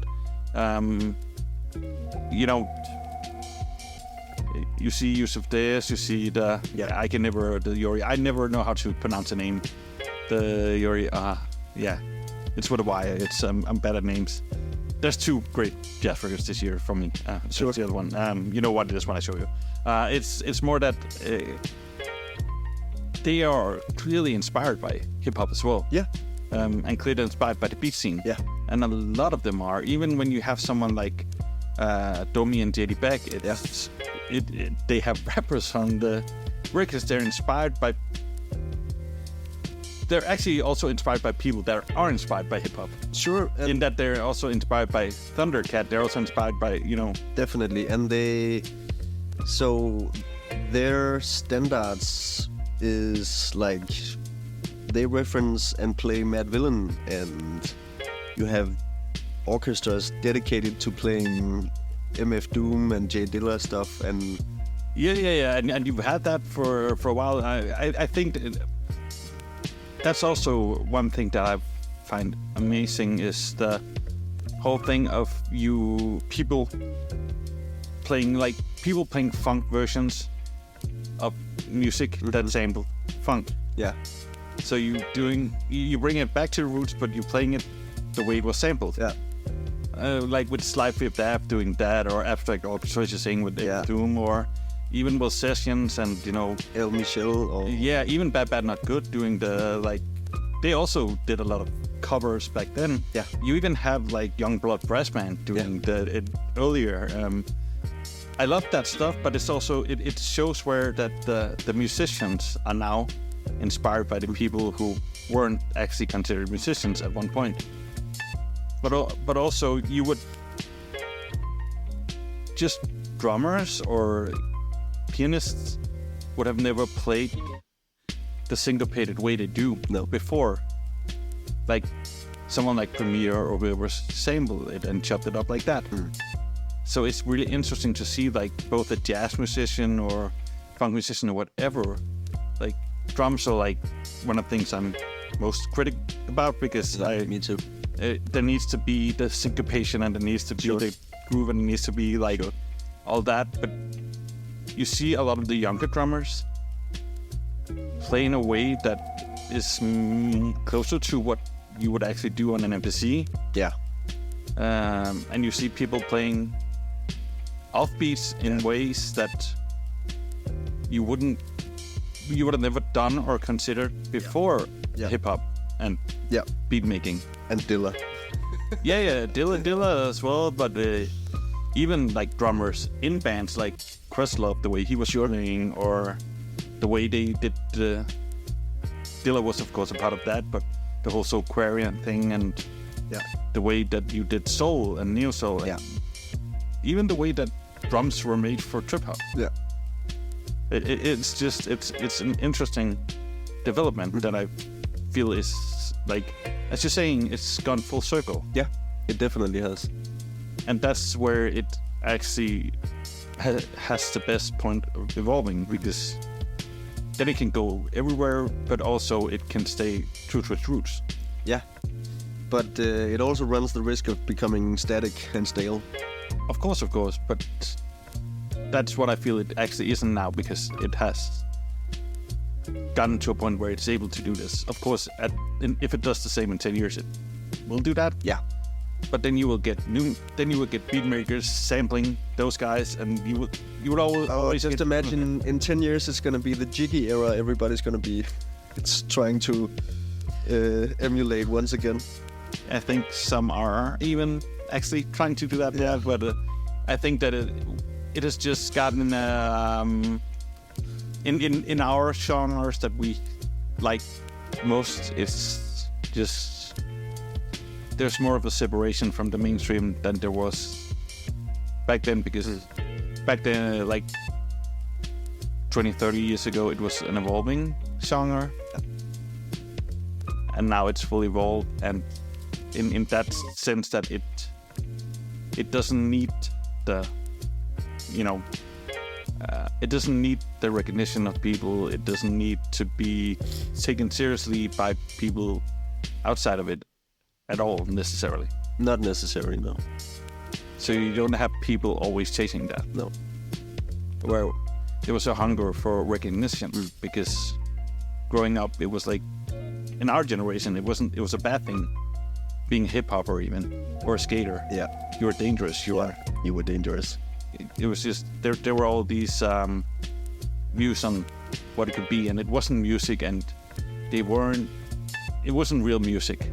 No. It was never considered. And now you have, had for years, Ninth Wonders been, just teaching in universities, all that stuff. Yeah. So I think even now, with people like you or Tim Soldier or whatever in Denmark being at the conservatories, because that's the thing, you were at the conservatory and you also developed that for your graduation. You also did a concert that had a lot of jazz inspirations. Yeah. So can you maybe talk a bit about that? Because I don't know, is anything coming from that in a future release? So my time at the conservatory, I wanted to investigate my role as a producer / beatmaker / button pusher within a jazz group. What would my role be? And also me not playing an instrument but triggering stuff. Yeah, how do you fit in? Yeah. Put in effects on whatever. What would be my role? Me producing all the music, but having a drummer, a bass player, a synth player, a flautist. What's my role? And so obviously I had to make a lot of music, and I had to find musicians that wanted to work with me and also play with me. And I worked with a lot of different people throughout the 2 years and made almost an hour and a half worth of new music that is just sitting on my external hard drive as of now. But I have a new album that I'm working on, which is slated to be spring next year on a German label called Uvo Records. Yeah, but you have one coming out before that, right? On Urban Waves, or is that? I released... or was it just a single? I released a footwork project on Uvo Records late last year with a friend of mine, Animac.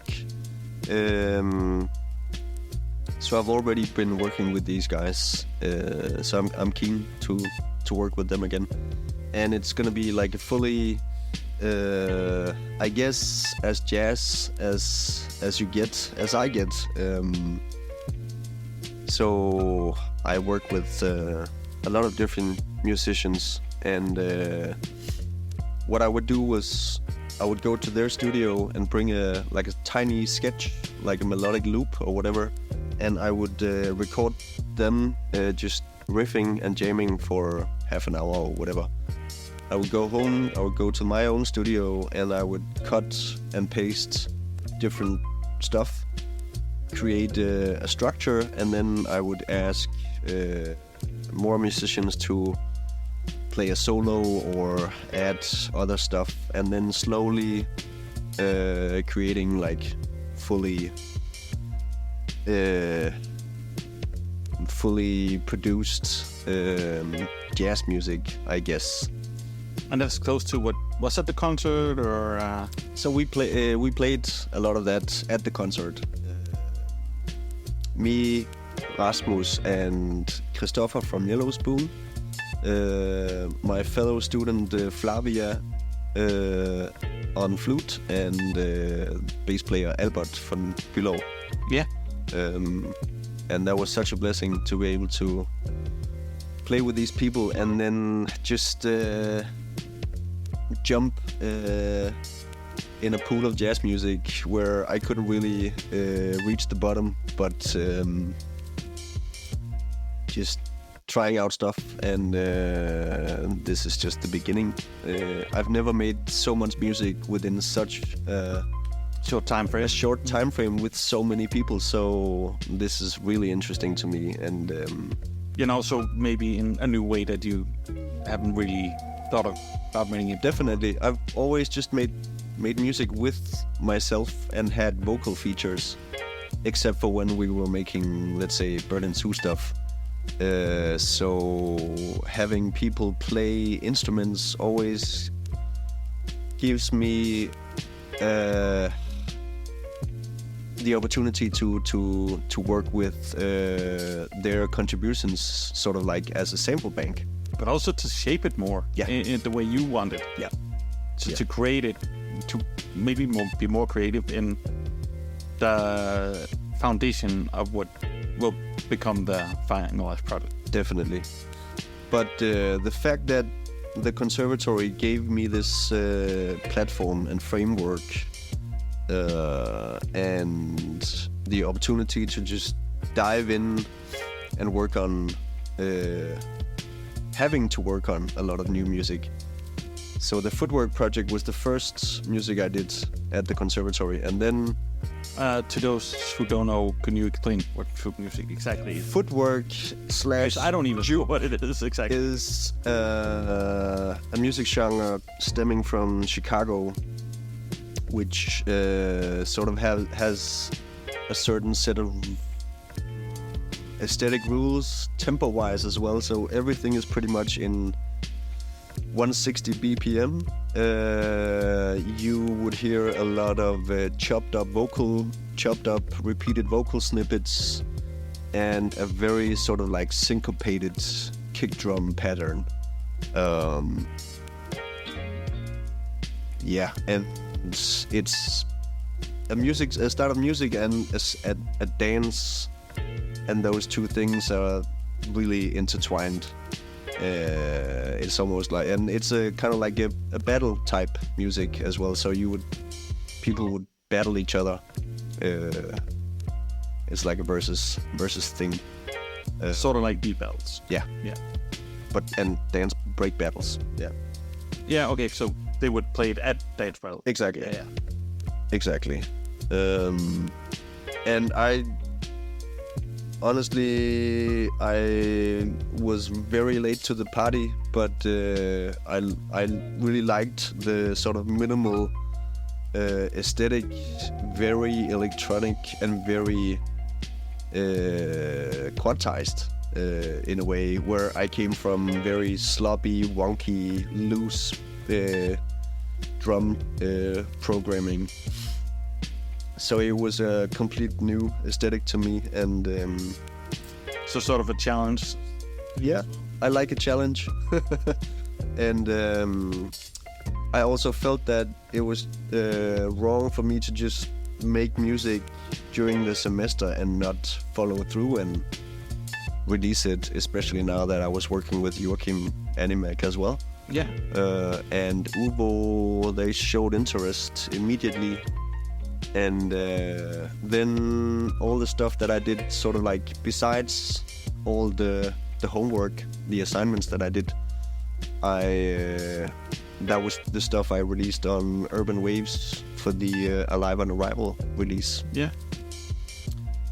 And then the Sean Lightfoot album came along shortly afterwards. Yeah, because that's another thing. You talked earlier about, doing the music and having the whole thing without the rap words, or without any vocals, and doing all the soundscape thing and all the stuff you could do when you didn't have vocals on it. And now later on, you've done or finally released the full projects with like Felix DeLuca and Sean. Even though I know some of them have been worked on for a while, but how was the trend? Was it sort of a hard transition, having to do beats for rappers more, or having to make room for the vocal in the sonically, also rhythmically? Sure. No, not really. The collaboration with Sean was as natural as it could be, and it pretty much came about during Corona times. We both sat at home, and Sean had some some beats laying around that I did earlier, and he just started recording with Laxen. Yeah. And then he was like, send me some more beats. And I started sending him just whatever I thought was fitting.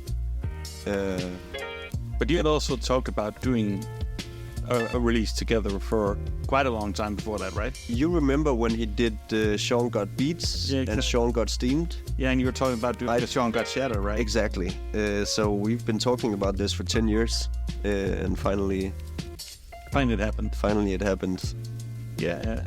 Now in Danish instead of English. Yeah. but I think that's a good thing. Yeah.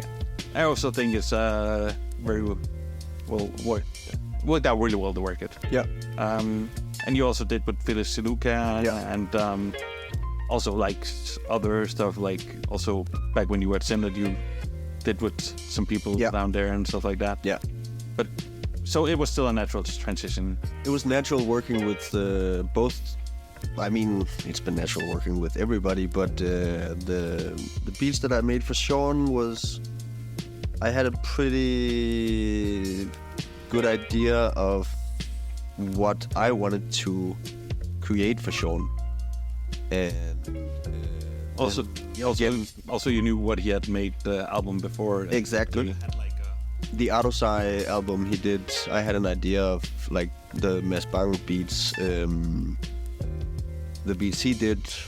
So, and I also knew, like, I had this very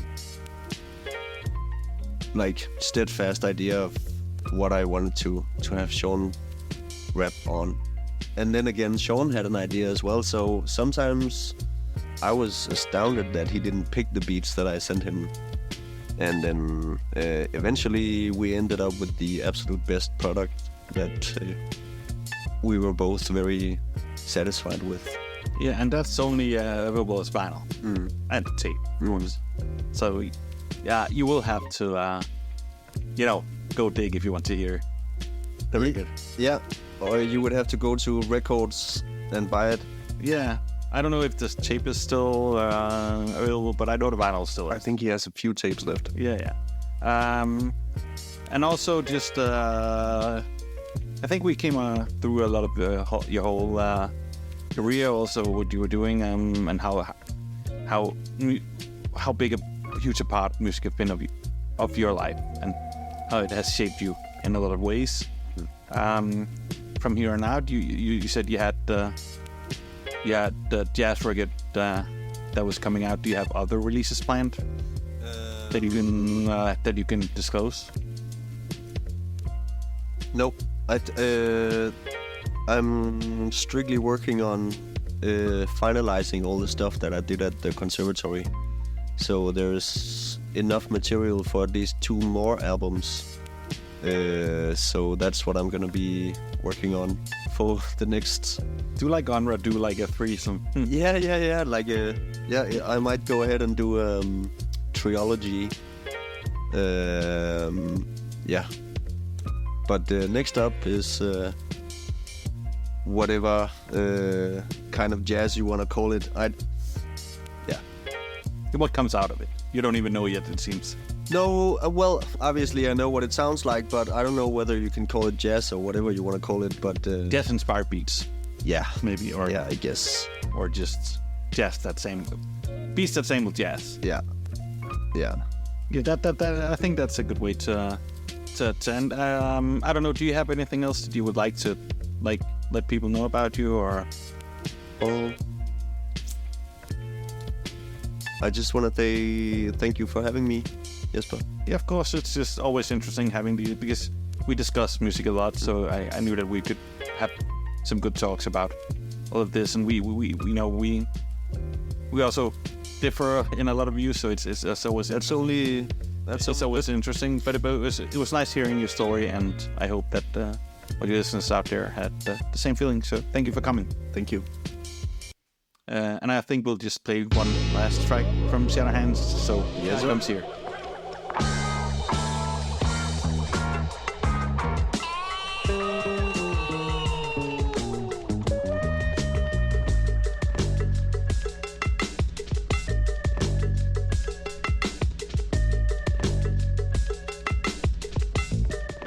Yeah, yeah. Jeg vil gøre alt for min almen. Burde være almen viden. Fylder mit af mig. Lille bestanddel af de bedste til rap shit. Har taget min tid, ikke jævet en skid. Du kan se det på mit ansigt, jeg elsker mit sted. Sidder på kantsten, tykker tandstik, mens festen bliver ved. Helt chill, ærlig levering bliver ikke nemt eksalteret. Holder den low key, på trods af jeg er kendt i kvarteret. Folk vinker, folk smiler, de ved hvem jeg er. God stil, personificeret er der nogen der siger. Og en del der indikerer, nogen vil have mere end jeg har at give. Og det er tit mere end bare energi, så jeg er nødt til at sige stop. Hvordan skulle jeg ellers få tid til alle de bars, jeg sætter fri? Skud til Jens Horning, er ude efter mere end de dåselatter. Det er shit for evigt, som må det taler. Holder det real som en ostehandler. Ude efter få min skaller, som nogle få vil kalde det. Hold kæft, når de voksne taler, har aldrig kunne sætte mig ind i. Har fået nogle af de største slag i min voksen alder, men jeg går som sædvanlig også i ringen uden boksehandsker. Shatter Hands, hvad? Lightfoot, what's up? Woo! Yeah! Kom igen, baby!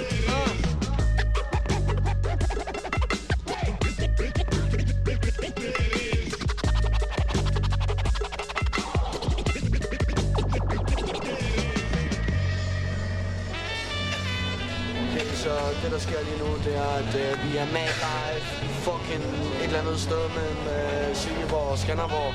I don't know. Men vi er live, greased up, sammen med Skip, represent, what up? Du ved.